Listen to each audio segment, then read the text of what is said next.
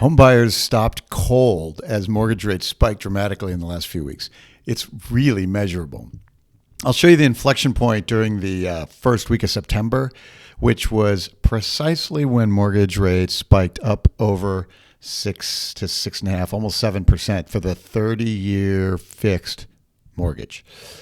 These are historically big swings, and buyers know it.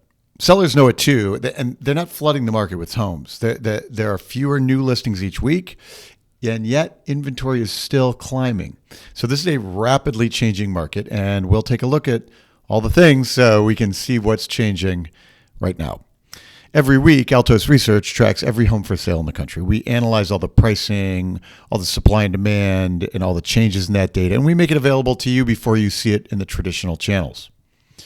If you aren't using Altos market reports with your clients, your buyers and sellers right now, it might be the time to step up. Go to altosresearch.com and book a free consult with our team, because everybody is worried about what's happening in the market right now. They need you to help them see clearly. So the data we cover here in these national videos is available for every zip code in the U.S. Join us and dive in. I'm Mike Simonsen. I'm the CEO of Altos Research, and here's what the data looks like for the week of October 3rd, 2022. We're going to start this week with our yearly inventory chart and the projection of inventory for the rest of the year. There are 561,000 single-family homes available unsold on the market right now. That's up just under 1% from last week and up for the third week in a row. Prior to September 1st, inventory had plateaued and it had been creeping down each week. This corresponded with mortgage rates being closer to 5% for most August. So it looks to me like 5.5% is a big threshold for buyers. You can see the inflection point here at September 1. I've labeled it for you.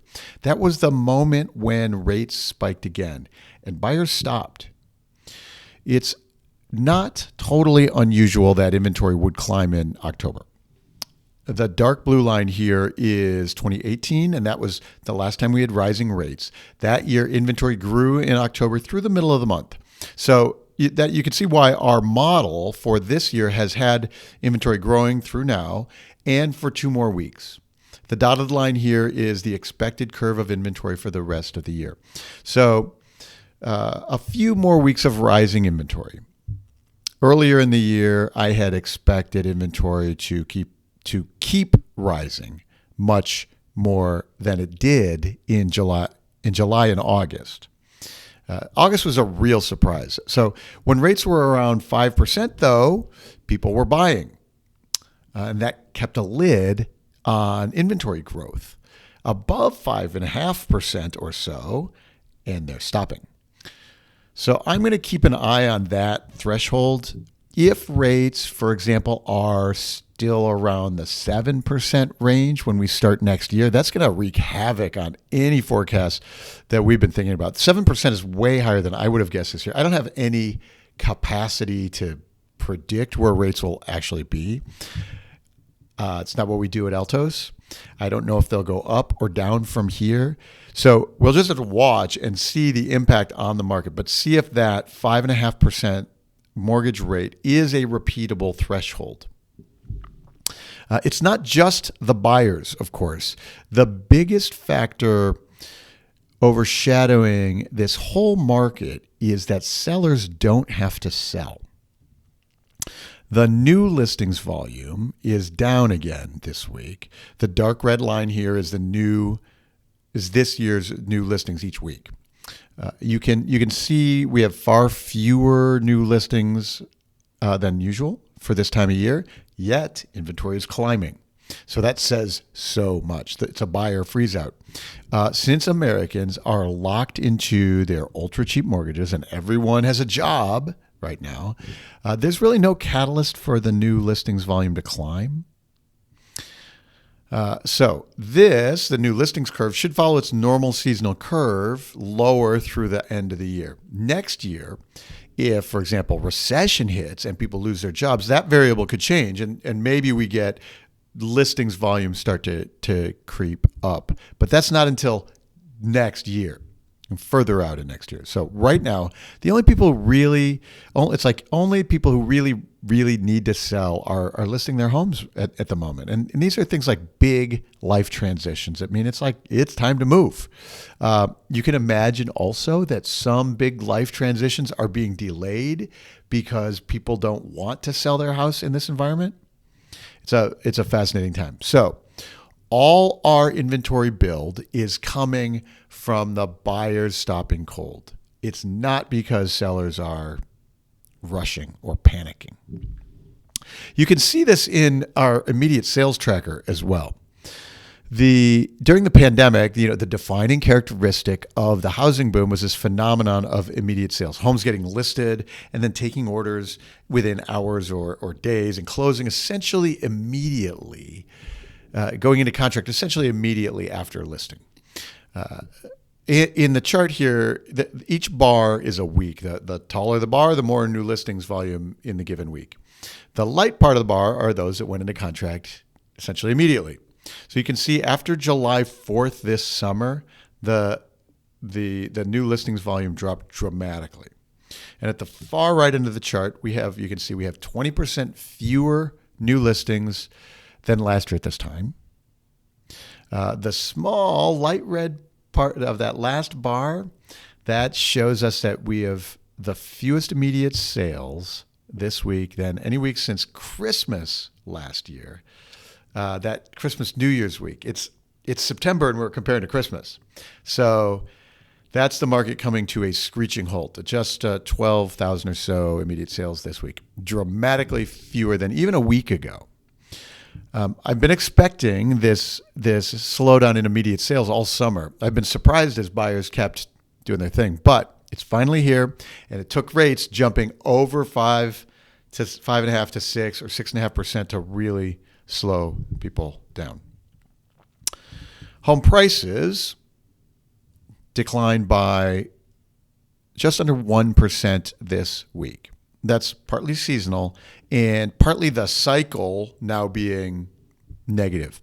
Even if we weren't in this crazy turmoil of mortgage rates and economic uncertainty, home sellers would still be discounting each week until the end of the year. The dark red line, you can see the annual curve and how we should expect median home price to be maybe $400,000 to $410,000 by the end of the year. You can see this in local markets too. For example, in the Dallas metro, home prices usually tick back about 10% from the June peak to the winter lows. This year, home prices have already receded by 10% in the Dallas area, and probably have more to go before the lows of the season. So, in other words, both seasonal and cyclical trends are happening here in Dallas. Almost all of the seasonal downtrend evaporated during the pandemic, the 2 years of the pandemic. So we're back to normal seasonal trends there. At least that's sort of an encouraging sign. Next year, the upslope of the dark red line here, it has a lot of headlines. So if rates stay over 5.5%, if we are facing a recession, which seems likely for next year, we have year-over-year inventory gains. We have significantly more homes on the market now than we did last year at this time. More supply in the face of dramatically slowed demand. These are all bearish signals for home prices in 2023. The only mitigating factor is that we still have a shortage of homes for sale. It's going to be fascinating to see how far inventory can grow, especially when people inevitably will lose their jobs in that next recession. Inventory is still a year or two out in the future. This year, you can see the upslope of the home prices in the first few months of the year.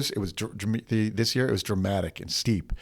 That's not going to happen next spring. And so this price chart is going to be really interesting in January. We could start to see how 2023 steps up. And we're going to keep watching here to see, for example, if home prices recede below, say, $400,000 median for a single family home by the end of the year. Like That'd be significantly more bearish than we've been forecasting all year long. And like the inventory chart, you can see an inflection point actually in the price reductions. It happened at the same time when rates jumped over about 5.5% around September 1st. Price reductions had leveled off in August. Buyers and sellers were kind of doing their thing. But then in September, we have this reacceleration of price cuts. So this week, 41.6% of the homes on the market now have had price cuts in recent months. There are two aspects here to consider. How many homes have had price cuts and how many new per week. So the slope, the change in the graph here. Like inventory, it's normal for price reductions to peak later in October. Then the market has so much less activity over the winter. There's fewer homes. Some are withdrawn. That curve peaks and starts falling down through next spring. But the steepness of the curve right now is pretty dramatic. Last week, 41.2. This week, 41.6% of the market has taken a price cut. That's a lot of homes to cut their price in late September. A few weeks ago, that curve was much flatter, and not many more new price cuts in a given week. So sellers still on the market are looking for any signs to get them attention. I've been using 45% with price reductions as a rule of thumb to be even more bearish on home prices for 2023. So that's something to keep our eyes out for. In local markets like Phoenix and Austin, we're over 60% with price reductions. And that obviously shows us previous home prices are not sustainable in these areas when buyer demand is so cold. There are a ton of global macro variables driving this market.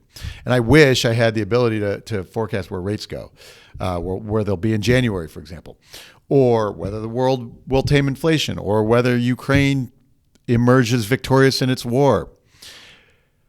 These are outside my skills. But what we can do is watch the market in real time. We can start to see that this 5.5% on the 30-year mortgage may be the threshold beyond which consumers are frozen out by affordability. We'll see if that observation holds up in the next few months. Keep your eye out for that. In our monthly webinars, we dive into all these details. So we get to take an hour to craft the strategies for working with buyers and sellers right now. The October Altos Research webinar is Thursday, October 13th at 10 a.m. Pacific. So if you need to understand what's happening, how quickly buyers are stopping, how much discount do sellers expect, these questions are on everyone's mind, and if that's you, you should join us. There's a link to register for the webinar in the description below. That's Thursday, October 13th at 10 a.m. Pacific. These are limited to 1,000 attendees, and we have way more than that sign up each month. So click that now to reserve your space. The world needs you to communicate clearly about this crazy market. Everyone is afraid, and they need you. If you're watching the video and you're saying to yourself, Mike, the national data is fine, but my town is different. That's probably true. Go to altosresearch.com, book a free consult with our team, dive into your local market so that you can have your data for your clients right now. There's a link for that below too. Okay, that's all for this week. More next week.